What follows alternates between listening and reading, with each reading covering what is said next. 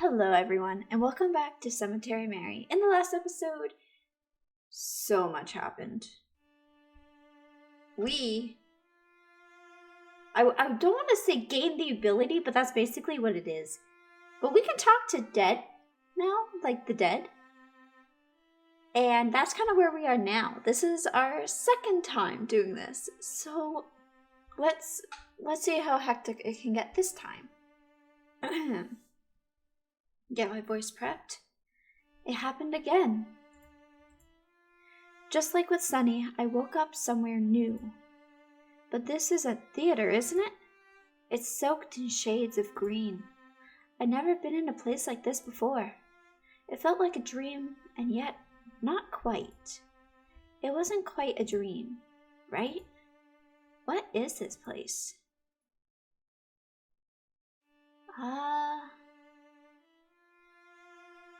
Let's listen. The sound of an elegant violin reverberated throughout the theater. The violinist atop the stage continued to play, despite the fact that I was the only one here. It was beautiful to listen to. I felt as if I could sit in one of these chairs and listen for hours. But I know I did not have that kind of time.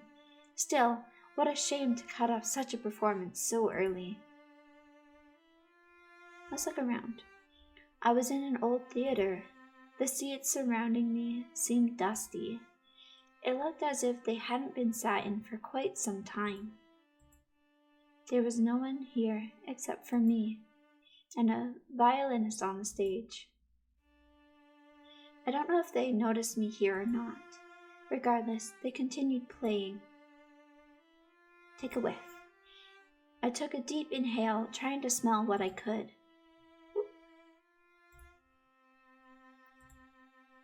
Everything smelled faintly of lilies, but I couldn't see any flowers here at all, which, in my opinion, is a little sad. Such a lovely musician should at least receive a bouquet. Feel. I reached out and touched the chairs. Although I could see that they had a fabric covering, they felt like anything but. The dust did not come off onto my hands, and the chairs themselves felt like dollhouse furniture. Plastic-like, fake. Let's approach the stage. I walked up to the stage, the musician's image becoming clearer to me as I did. They noticed me approaching, shifting their gaze onto me. They slowly stopped playing their violin. They placed it off to the side, expecting me to join them on the stage. So I did. I climbed up the short stairs that led me onto the stage. The echoes creaked loudly in the huge room. The musician then gestured to an extra stool, hiding just behind the curtain. I grabbed it and placed it beside theirs. Lydian Walton? The one and only. It really is you. Well, I don't see who else it would be. Are you a ghost? I don't know. Are you? Me? Why would I be a ghost? You're here speaking to me, aren't you? What brings you here, my dear? Well, sleep, I guess? Sleep? That's a tad silly, don't you think? Silly? You're playing violin in an empty theater. Oh, it's not empty. You're here after all. Well, I suppose you have a point. Wait, I'm getting off topic. I wanted to talk about... Am I really speaking to a dead person right now? I don't know. Am I? Huh? Well, no. I'm not dead. At least I don't think I am. You don't sound sure of it. You're the one always visiting us. You would think you would know by now. Me? Visiting? But I've never been here before. Well, maybe once before, but that's it. Nonsense. You're always here. I'd even say you're here more often than you weren't. I don't understand. Oh, I'm sure you don't, little flower girl. I suppose all those petals that find their way up on my stage just happen to fall from the sky. I don't follow. Silly, silly, silly. You're always bringing flowers. Do you think we don't receive them? Wait, sorry. Are you telling me when I bring flowers, they wind up here? Seems so. Then I really am talking to a dead person right now. Not very quick, are you, dear? That's alright. Sorry, it's very exciting to actually be talking to you. Yes, I used to get that a lot. Although normally in a different context. This is so... Wait, I'm a bit confused though. Lydian, you... Yes? Well, it's just that, according to your tombstone and all. Yes, what about it? Well, if it's correct... You shouldn't be this young. You're old. You look like you could be my age. But how can that be? You died when you were in your 70s. It's true. Then, well, I guess I'm having trouble understanding. Because you look very good for your age. Very funny. But no, it's true that I died in my 70s. I just liked my looks better when I was younger. Can you blame me? I believe this was my prime. Wait, so you're telling me Mary? Oh no. Don't interrupt us. And once again, I was ripped out of this strange world by a very familiar voice. Hi, dude. Mars, what are you doing? You okay? Kroven moved out of the way as I stood up on my own 2 feet, brushing the dirt off myself. Hello. Hi. No offense, but what fuck were you doing? Yo, we have beds at home, you know? You don't have to sleep on the ground. You're not going narcoleptic on me, are you? No, it's nothing like that. I did it on purpose, actually. Why? It's like, I don't know how else to say it, but I think, yeah, I think I can talk to ghosts.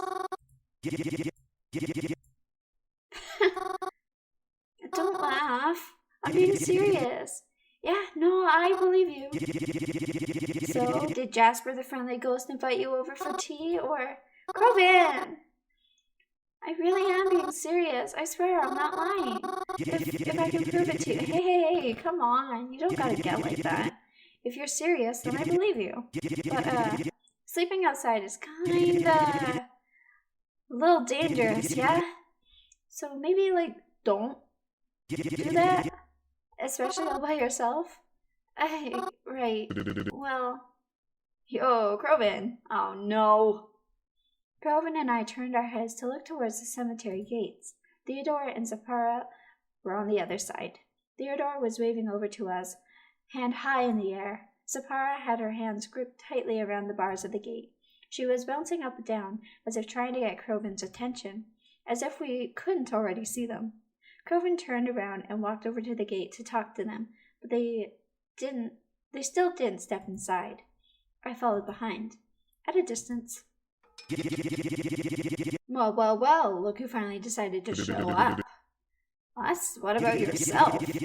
I'm always where I'm supposed to be. What you doing in here anyways? Thought we weren't allowed in here anymore. Hey, yeah, but I saw Mars asleep in here and had to wake her up. Asleep? She's a fucking narcoleptic or something? Nah. At least pretty sure she's not. She just thinks she can talk to ghosts, that's all. You're kidding. Hey, don't laugh so loud. Can she show us then? I want to see. I don't know, let's see. Yo, Mars! Kroven called out to me. You want to show the boys what you can do? Huh? Show us you can talk to ghosts. We were gonna go to a haunted place anyways.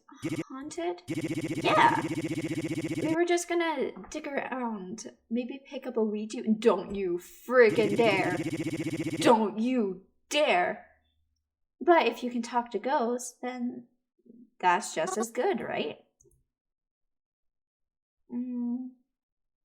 You know, it'll be fun. Really? Yeah, maybe it'll be fun. Woo-hoo! Come on, let's go! I followed Kroven and his friends out of the cemetery. I wasn't even sure where we were going, but I felt as though I couldn't decline their invitation. especially since things didn't end that great with us last time, and I didn't want to leave a bad impression. But it was fine. I was sure that if I just stayed close to Croven, I'd probably be okay. I followed close behind as they walked, talking amongst themselves. I wasn't really tuned into their conversation, too busy caught up in my own thoughts. And then, after walking a while, we entered a much different part of the city. This area of the city was more suburban than anywhere else. There were actual, houses. The kind with lawns and stuff, not just apartments. They weren't anything too special, just standard houses. I guess a house is worth it if you really value your privacy, but these areas of town always felt so out of place. And since there were only houses here, no shops or anything like that, I felt like a trespasser entering this neighborhood, even if all we were doing was walking around. Like I said I would, I stayed close to Croven. I made a note of the house they were approaching, and then stopped in front of. Oh, here she is. This house. It was a bit bigger and nicer than the others on this road, had it not been for the state of disrepair that it was in. You could see the cracks in the windows all the way from the sidewalk, not to mention all the tall, unruly grass that probably hadn't been cut in ages. It looked like there was probably some sort of gate or fence at one point, but not anymore. There was nothing stopping us from waltzing right up to the front door. This house is haunted? Well, just look at it. Did someone die here? Hell if I know. Then how can you be so sure it's haunted? Wouldn't being haunted imply there's a ghost there? Come on, no bickering, you're wasting time. Let's just go in already. When we walked up to the front door, Croven was able to open it with no resistance at all. As soon as the door was opened, an awful stench flooded out from the inside of the house. Ew. How long has this place been abandoned for? Oh my gosh, there's like vines growing in the house. We stepped into the house and through an archway which led us into what looked like a living room. It was in shambles, to say the least. I coughed after just a few steps inside. It felt hard to breathe, as if there was too much dirt in the air to really breathe properly. It was all very gross. Yuck. Didn't realize how freaking moist this air would be. Haven't you been here before? Kinda. Doesn't matter. We're here, so go on. Do your thing. What? The ghost thing? Duh. That's kind of why we're all here for. What we're all here for. What she means is we like to see you talk to ghosts, like you claim to be able to. Oh, right. Well, I mean, it isn't that easy. So far, I've only been able to do it when I'm asleep. And, well, you just woke me up a little while ago. Oh, come on. I'm sure you can do it. You have to at least try. We didn't drag you all the way out here for nothing. I was invited. Okay? But we don't even know if this place even is haunted. What if it's just a waste to begin with? Well, there's only one way to check that then, isn't there? Still, like I said, I just woke up, you know? I know I'm usually pretty good at, like, just falling asleep whenever, but I don't think I can fall back asleep this quickly after waking up. Croven can sing you a lullaby. Hell no. You do it. Aw, Crow. You know my singing voice isn't as angelic as yours. Mars, would you be able to fall asleep if I sang a lullaby? Oh my god, oh my god, oh my god. Crow Boy's gonna sing for us. Frick you. It's not for you. Croven seemed embarrassed. Lay down on the couch. I'll try to sing for you. Are we gonna be blessed? I did what he asked of me. Everyone was already here, and I didn't want to let anyone down. Besides, it couldn't hurt to try, right? I laid back onto the old couch and closed my eyes, hoping that it wouldn't break beneath my weight. I heard Croven's friends begin to giggle amongst themselves as Croven cleared his throat, readying himself to sing to me. I must admit, I almost giggled myself when I heard him start to sing Mary Had a Little Lamb. Although I'm not sure I would describe his voice as angelic, he was actually pretty nice to listen to. The only songs he usually sings along to are loud punk ones, so it was a nice change of pace. And despite how dank the air was and how itchy the sofa felt, I actually did end up finding myself drifting off to sleep. Are we gonna find a ghost? Suddenly I was awake, and I was in the bathroom of the old house. Did it work? Was I in the same realm as the ghosts again? Then maybe this house really was haunted after all. Hello? I called out into the house. No response. Guess I'd better look around then. Woo-hoo-hoo! I got up out of the tub, careful not to slip on my way out. I exited the bathroom and into the hallway. Looking down it, this house seemed a lot bigger on the inside, even though it seemed big enough on the outside already. I hoped I wouldn't get lost as I started to look around. The hallways were long and almost a bit disorienting. I had no idea what floor I was on or where the staircase was, or any idea how to get back to the entrance. But if I was here right now, surely there was someone's ghost that I could talk with, right? I'll find my way around. But where should I look for them?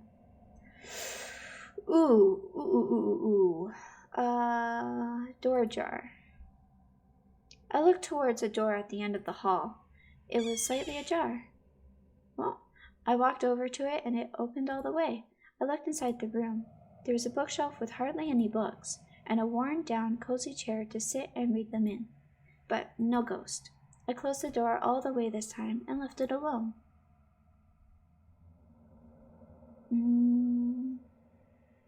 Crystal knob. I approached a door that had a crystal knob on it. None of the other doors I had passed had something like this. It must have led to a special room. I grabbed the knob of the door. The crystal felt cool on my hand.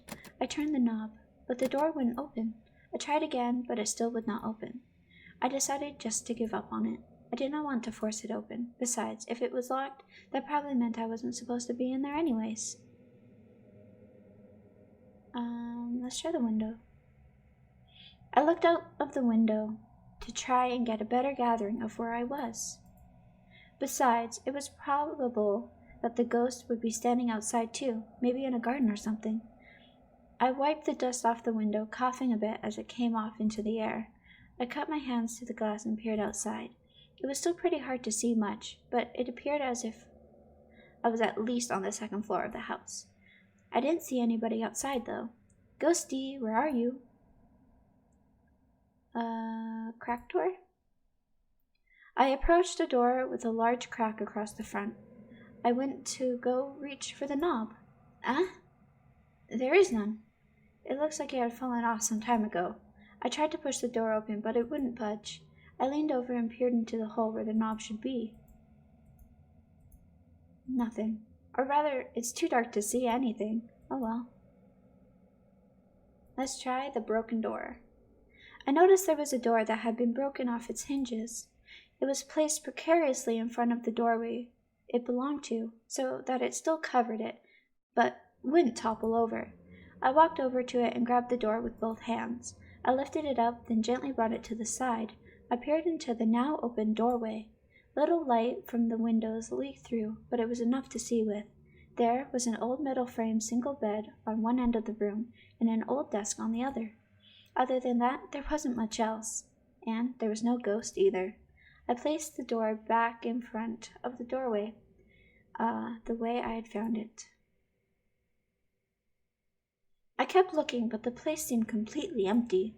What was I going to do? Surely I'd be waking up soon, and when I did, I'm sure the others would be expecting to hear about what I found. Should I make up a story of a ghost I met here? I mean, they wouldn't know the difference if I did, right? It seemed that that'd be my only option until... Footsteps! There was someone here after all. I heard them run away from my direction. Wait, come back! I followed after them. The direction they ran to. It led me to a door.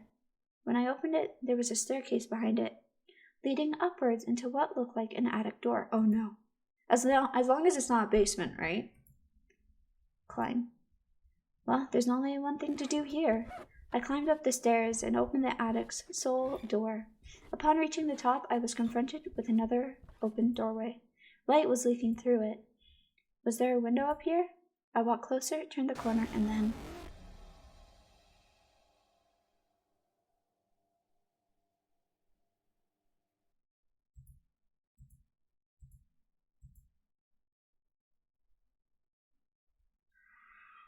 Oh my god. Take him down. I have to. Whoever you are. I took a step forward and reached my hands up to... Boo! What?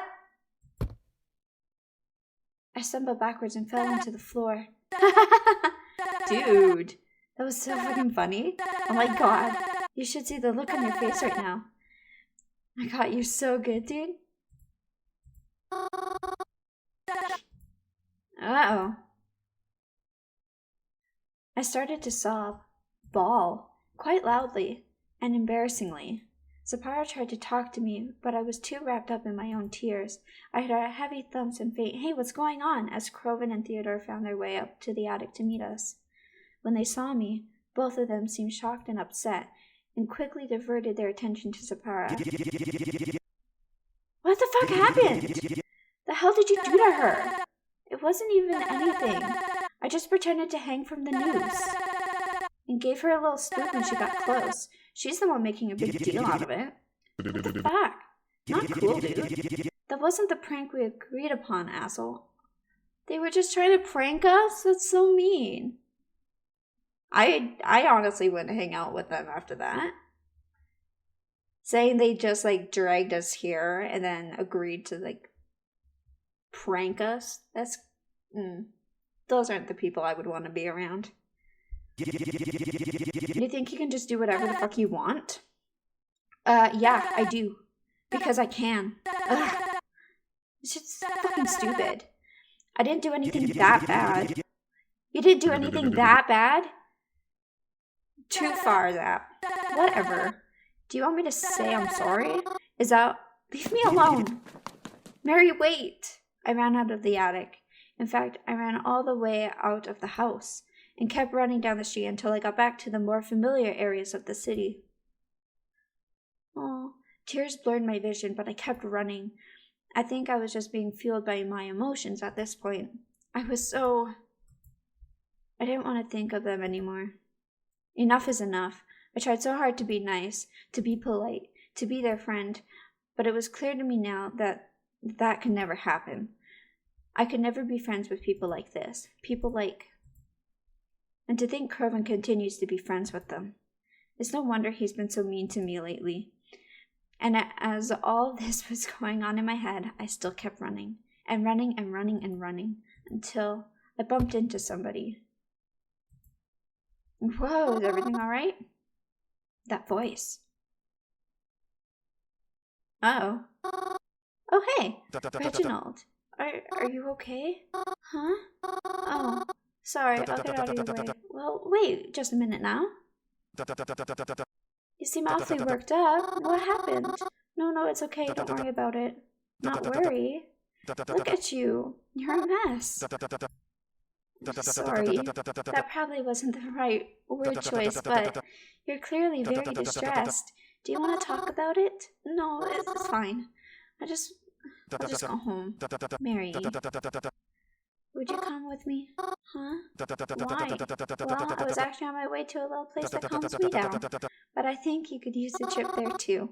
No, that's okay. Please, you really don't have to worry. I'll be fine. I would feel a lot better if you came with me. Please? Alright, I'll come with. Reginald gave me a soft smile after I said it. Thank you. I very much appreciate the company. Come, follow me. Even though he said follow me, Reginald grabbed me by my wrist and began to guide me down the sidewalk. I was a bit confused on the direction we were going, though.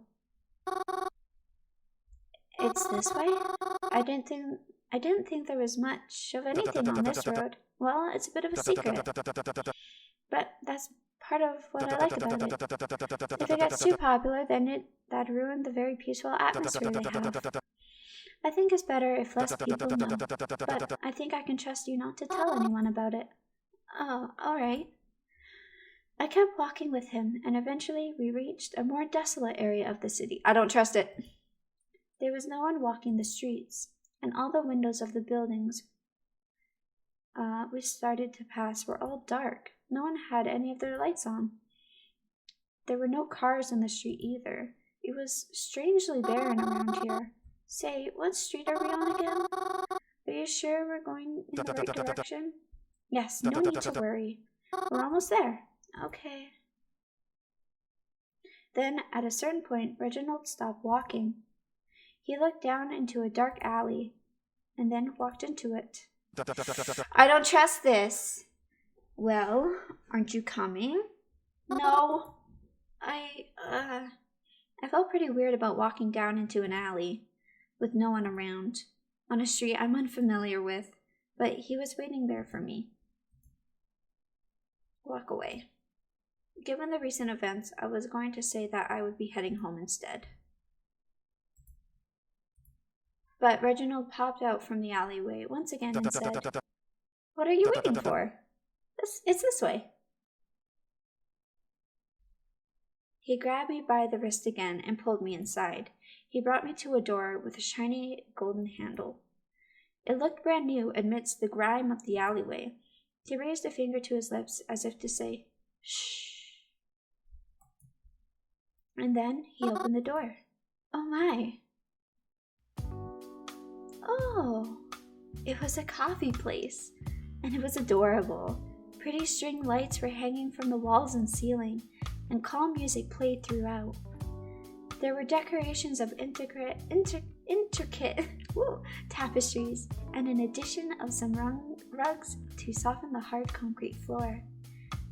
There were very few people, and they hardly made any noise as they spoke, as if they were in a library or trying not to disturb anyone else. Not to mention the aroma.